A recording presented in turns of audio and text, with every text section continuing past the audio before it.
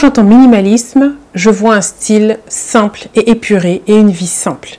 Il est vrai que c'est souvent assimilé à des intérieurs épurés avec un minimum de meubles, de décoration. Le but est de créer une décoration purement fonctionnelle, avec de l'espace et de la lumière en ne gardant uniquement l'essentiel.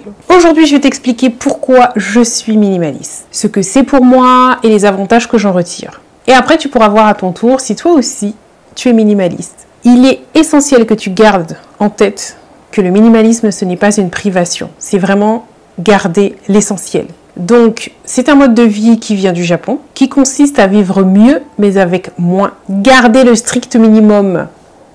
En fait, aller à l'essentiel. Je pense que là, tu as capté. Je l'ai répété suffisamment de fois. Alors, comment ça se voit dans la vie de tous les jours? On n'achète pas n'importe quoi. C'est aussi valable dans la vie, ce que je te dis. C'est pas uniquement dans les objets. C'est valable dans la vie de tous les jours, avec tes relations. Donc, c'est avoir plus d'espace dans ma vie pour les objets que j'aime. Ou les gens que j'aime, d'accord? Je te parle d'objets, mais à chaque fois, fais le lien aussi avec les personnes. C'est exactement la même chose. En une phrase, c'est se faciliter la vie en enlevant tout ce qui nous prend la tête. C'est-à-dire tout ce qui te prend de l'énergie pour rien, là. Je n'ai pas toujours été minimaliste. Ceux qui me suivent depuis le début savent très bien dans ma chaîne. J'étais même partie dans la direction de maximalisme. Au départ, j'achetais beaucoup de choses. Ce n'est pas un effet de mode non plus d'être minimaliste. C'est le résultat d'un désir profond de changer ma vie. Trouver de la joie dans autre chose que du matériel. Et pour être honnête avec toi, ça m'est tombé dessus comme ça, j'ai absolument pas cherché à le devenir. Je pense sincèrement que ça m'est tombé dessus à l'époque où j'ai commencé le zéro déchet. Donc à mettre le moins de déchets dans ta poubelle, comme dit le mot, zéro déchet. Et quand tu commences là-dedans, tu fais attention aussi à ce qui rentre chez toi. D'accord? C'est la logique. Pour avoir le moins de déchets dans ta poubelle, il faut aussi regarder ce qui rentre chez toi. Et c'est là que j'ai commencé à diminuer très sérieusement et à me rendre compte que j'ai acheté des choses que je n'ai pas besoin en fait. Dans cette vidéo, je vais te montrer comment, avec moins d'objets autour de moi, je me sens tous les jours un peu plus heureuse que la veille. Et je te dirai aussi pourquoi les minimalistes ont majoritairement les mêmes couleurs, les mêmes tons dans la déco. La première chose dont je suis la plus fière, c'est que mon empreinte carbone est plus faible qu'une acheteuse compulsive. Ça, c'est évident. Mais aujourd'hui, je vais te parler d'avantages palpables dans la vie de tous les jours. Premièrement, tu as une maison qui est toujours rangée et des tâches ménagères facilitées. Tout est toujours rangé parce que ça va très vite, puisque j'ai pas beaucoup d'objets. Moins vous possédez d'objets, moins vous devez ranger avant de nettoyer, et plus il est facile de conserver votre intérieur en ordre sur le long terme. Deuxième chose, j'ai plus de temps libre pour moi. Étant donné que je ne me laisse pas distraire par les médias, par les publicités, je suis nettement moins souvent dans les centres commerciaux, puisque en fait le minimalisme s'articule autour de l'idée que l'on ne manque de rien. Donc si je manque de rien, je n'ai aucun intérêt à arpenter les centres commerciaux. Je ne vais pas dire que je n'y vais pas du tout, mais j'y vais nettement moins souvent, parce que j'achète pas grand-chose. Et quand je dois acheter quelque chose, les critères sont simples. Je veux quelque chose de durable, je veux une couleur neutre, je veux que ce soit facile d'entretien, donc facile à nettoyer. Comme tu as pu le voir lorsque j'ai refait mes WC, lorsque j'ai acheté les meubles, ma table, les chaises, etc. du salon, c'était les critères qui étaient en tête de liste. Je ne perds pas de temps non plus à chercher des objets perdus, puisque chaque chose est à sa place. Et encore une fois, j'ai très peu de choses. Troisième chose que j'ai constatée, les biens matériels n'offrent qu'une joie de courte durée. Donc j'ai trouvé une autre définition du bonheur. Je vais te prendre l'exemple des sacs. J'aime beaucoup les sacs. Lorsque je m'achetais un nouveau sac, j'étais heureuse, j'étais contente, mais ce bonheur ne durait pas. Tu es content au début et après ça passe. Ça devient une norme, ça devient normal d'avoir ce sac. Et donc, j'avais envie d'acheter autre chose pour ressentir à nouveau ce sentiment de bonheur. Exactement pareil pour les vêtements dans ton armoire. Je suis sûre que tu connais ce sentiment. Ce superbe chemisier, je ne sais pas en lin ou je ne sais pas en quel tissu. Maintenant, quand tu le regardes dans ton armoire, c'est juste un chemisier. Le jour où tu l'as acheté, tu étais super contente. Alors, comment ça se fait que maintenant, quand tu ouvres ton armoire, la plupart du temps, tu te dis que tu n'as rien à te mettre? Tout simplement parce que tu t'en es lassé. Et si on se lasse comme ça des nouveaux objets, pourquoi en accumuler? Voilà, il y a un moment, je me suis posé la question, pourquoi continuer? Quatrième chose, plus de qualité, moins de quantité.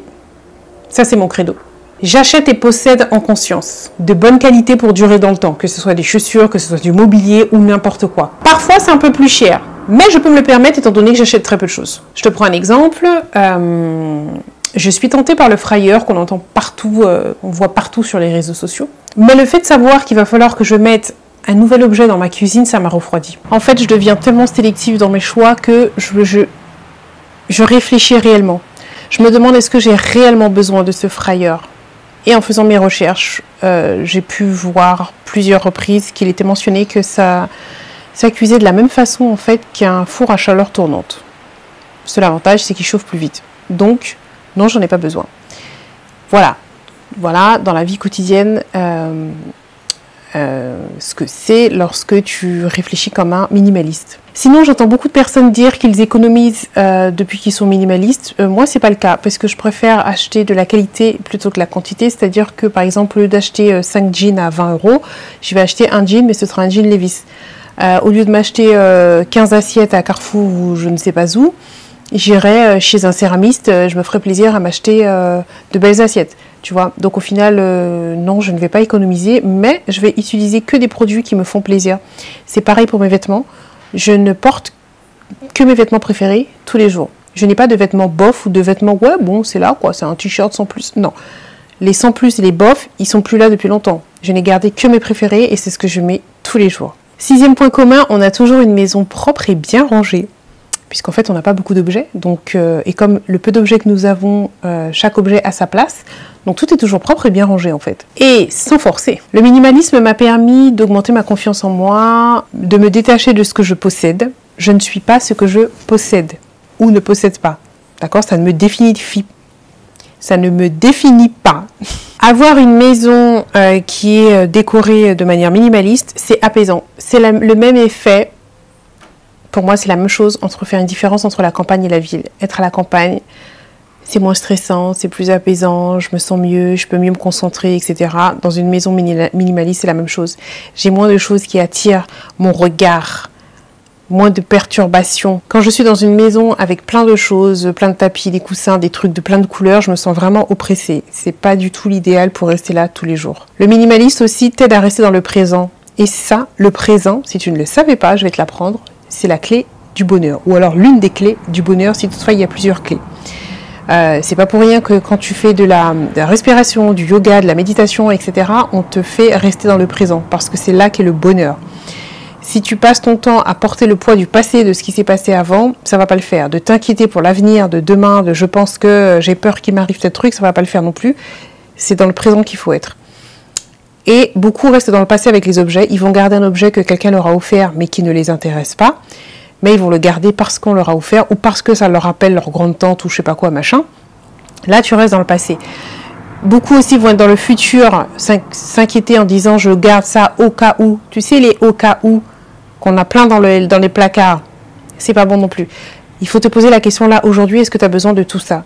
Je te prends un exemple, j'avais beaucoup de gourdes. Ceux qui me suivent depuis un moment savent que j'avais beaucoup de gourdes. Nous étions 5 à la maison, je devais avoir, je sais pas, une quinzaine de gourdes. Où est l'intérêt ? Qu'est-ce que j'ai fait ? J'ai choisi les 5 plus belles, nos 5 préférées, et j'ai jeté le reste. J'aurais pu dire j'en garde une en plus au cas où, parce que par exemple moi ma gourde est en verre, au cas où la mienne se casse. Non, non, j'ai pris pile 5. Quand elle va se casser, des gourdes, il y en a partout. Arrête d'encombrer ton placard avec des trucs que tu trouves partout en fait. Donc voilà. J'ai fait le tri et on utilise nos gourdes préférées et c'est tout, il n'y en a pas une en plus. Ce qu'il faut bien retenir dans le minimalisme, c'est que je n'aime pas me débarrasser de mes affaires. Ce que j'aime, c'est découvrir ce qui est essentiel pour moi. Et c'est ça qui fait du bien. C'est là où je me sens bien. Maintenant, je vais répondre à vos questions. Alors, dans cette question, on me demande, c'est quoi les couleurs neutres ? Non, là comme ça, on ne voit pas bien. Bah écoute, tu vas rester là. Qu'est-ce que c'est que des couleurs neutres ? Alors, voici la réponse de ChatGPT. Tu as un exemple avec chez moi, voilà, par exemple mon fauteuil qui est de couleur neutre, les murs qui sont de couleur neutre, les chaises, etc. Enfin, toute la déco chez moi. Alors l'avantage tout simplement, c'est que c'est doux, intemporel. Si tu veux mettre de la couleur, tu peux, en ajoutant une ou deux touches. Par exemple, si je décide demain de vouloir mettre de l'orange, je vais enlever les housses de mon coussin Je vais acheter des housses orange et je le mettrai. Je vais changer mon plaid qui est juste ici, que je mettrai un plaid orange et basta. Enfin voilà, je mettrai des petits sujets orange un peu partout et ça va le faire. Par contre, si dès le départ j'aurais choisi un fauteuil orange, ça aurait été plus délicat si dans 6 mois je ne veux plus voir d'orange chez moi. Tu vois ce que je veux dire? Si j'aurais acheté une table orange, pareil. Comment je fais si dans 6 mois je ne veux plus d'orange, je veux du bleu par exemple? Voilà. Donc on aime bien les couleurs neutres. En plus, ce sont des couleurs qui sont apaisantes. On aime les couleurs lumineuses, donc qui apportent de la lumière. Là, il y a un tout petit rayon de soleil parce qu'il pleut en ce moment. Et malgré ça, il y a beaucoup de lumière dans le salon. C'est le choix des couleurs aussi qui fait ça. On aime aussi des couleurs qui sont intemporelles. Spoiler alerte, ma salle de bain, j'aimerais la faire en noir et blanc. Donc ça aussi, ce sont des couleurs intemporelles. C'est-à-dire qu'on ne sait pas si c'est quelque chose que j'ai acheté hier ou si ça fait 10 ans que je l'ai. Voilà. Donc c'est pour ça que ces couleurs-là, on la cote parmi les minimalistes. Autre question, qu'est-ce que l'on garde et qu'est-ce que l'on ne garde pas lorsqu'on est minimaliste? Alors voici la réponse de ChatGPT. Moi, je vais te donner l'exemple de... par exemple de mes sacs à main, ou je sais pas quel exemple je peux te donner. Par exemple, sur mon téléphone, j'ai aucun jeu. Ça peut être un bon exemple aussi. Je ne suis pas aussi sur les réseaux sociaux des personnes qui ne m'apportent rien. Donc en fait c'est ça. Il faut faire les choses en conscience, te poser la question. Ok, je suis cette personne-là, qu'est-ce qu'elle m'apporte concrètement? Du bien-être, elle me fait rire, elle m'apporte quoi? De la connaissance, enfin voilà. Si c'est rien, ou alors pire, si en plus une fois que je la suis, je me sens pas bien parce que je sais pas, soit ça m'a ramené au fait que je suis pas arrivée là où j'aimerais être, ou etc. etc. Dehors. Tu vois? Les objets, c'est pareil. Si ça ne t'apporte rien, je vois pas pourquoi... Enfin, pour moi, c'est comme ça que je fonctionne. Je ne garde pas des choses qui ne m'apportent rien. Et je fais pareil avec mes connaissances, mes relations. Ça ne veut pas dire que je suis avec quelqu'un uniquement lorsqu'elle va m'apporter quelque chose de matériel. Tu peux m'apporter de l'écoute, du bien-être. Tu peux me faire rire. Tu peux m'apporter de l'attention. Tu vois? D'accord? C'est pas forcément qu'elle m'apporte... qu'elle me donne des objets. C'est pas ça. On est d'accord? Une astuce aussi que je fais, c'est un objet entre, un objet sort. C'est-à-dire que si j'achète un t-shirt, par exemple, eh ben, il y a un t-shirt à moi qui va devoir sortir. Soit être vendu, soit être jeté, soit être donné. On n'accumule pas. Et ça, c'est valable pour tout. Des couverts, des verres, des tout dans la maison. Si je prends le truc, c'est qu'il y en a un autre qui va sortir. Et quand tu fais le tri, vraiment te poser la question à chaque fois, est-ce que tu as réellement besoin de cet objet? Et comme j'ai dit, plutôt investir dans la qualité que la quantité. Voilà, prends quelque chose qui va te durer. Ça a été le cas pour ma déco. Je vais te montrer que ce soit pour ma table en marbre, les chaises en acier. Ces chaises-là en acier et rotin, ce sont des chaises qui sont faites pour durer. Mon fauteuil, ça doit faire 7 ans que je l'ai. Il faut prendre des choses que tu sais qui vont te durer. Pas un truc parce que c'est à la mode et après t'es embarrassé avec, il y a une autre mode donc tu veux changer, etc. Non. Non, un minimaliste ne réfléchit pas comme ça. Il y a des personnes qui vont avoir des verres pour des invités, des couverts pour des invités, des vêtements préférés. Tu vois le genre de truc. Un minimaliste, il porte ses vêtements préférés tous les jours. Il n'a que ça dans son armoire. Dans son armoire, il n'a que des vêtements préférés. Il va manger et boire dans ses couverts préférés. Il n'y a pas de couverts pour des invités et couverts de tous les jours. Tu gardes le meilleur et c'est ça que tu utilises tout le temps. Elle n'est pas belle la vie quand c'est comme ça. Tu as eu les grandes lignes. Est-ce que tu t'es reconnu dans tout ça? Ça te permet de savoir si tu es un petit peu dans la tendance minimaliste ou pas. Dis-moi si tu t'es reconnu ou pas du tout. Je vais te donner un autre indice. Quand je dois acheter quelque chose, je fais exactement comme quand je veux faire mes courses. J'achète que ce que je dois acheter. C'est-à-dire là, concrètement, quand tu vas faire tes courses, tu n'achètes que ce qui est dans la liste de courses. Même si tu vois que la lessive est en promo, le PQ est en promo, les je sais pas quoi, bref... Si c'est pas sur ta liste de courses, tu ne le prends pas. C'est comme ça. C'est comme ça qu'on est aussi. Donc en fait, on est complètement déconnecté de toutes les publicités que tu vois, de toutes ces sociétés de consommation. On n'est pas dedans. Si j'achète quelque chose, c'est que j'en avais besoin. Si en même temps que j'en ai besoin, il est en promo, c'est tant mieux. S'il ne l'est pas, je l'achète quand même. J'avais besoin de ça. Par contre, personne ne me fera acheter quelque chose que je n'avais pas besoin. Mais je vais le prendre parce que c'était une bonne affaire. Il n'y a pas réellement de bonne affaire. Leur objectif, c'est de te dépouiller de ton moindre centime. Il n'y a pas réellement de bonne affaire. Il faut retenir que mon essentiel à moi ne ressemblera pas forcément à ton essentiel. D'accord? Par exemple, moi, mon armoire, je ne peux pas compter le nombre de vêtements que j'ai. Je n'ai pas envie de m'amuser à ça non plus. Peut-être une centaine, j'en sais rien. Je ne sais pas. Et il y a des gens qui vont te dire qu'ils sont minimalistes, ils n'ont que 3 vêtements. Je suis quand même minimaliste. On a d'autres points communs de tout ce que je viens de te dire, c'est-à-dire qu'on n'accumule pas. On va pas avoir une dizaine de cabas de course. C'est pas possible. Il n'y a aucun minimaliste qui va te dire qu'il a 10 cabas de course. Non. On n'accumule pas. C'est ça le point clé. Le minimalisme m'a vraiment permis de faire la paix entre le passé et le futur, puisque comme je t'ai expliqué, il me fait rester au présent. Et pour moi, ça, c'est la clé du bonheur. C'est ça qui fait que je suis plus heureuse chaque jour. Alors maintenant, dis-moi, qu'est-ce que tu penses du minimaliste? Tu penses que tu pourrais être minimaliste? Donne-moi ton opinion. En tout cas, c'est bon pour la planète, c'est bon pour ma santé mentale. Il n'y a que du positif dedans, de mon point de vue. Et toi, qu'est-ce que t'en penses? J'ai hâte de voir ton commentaire. C'est tout pour moi.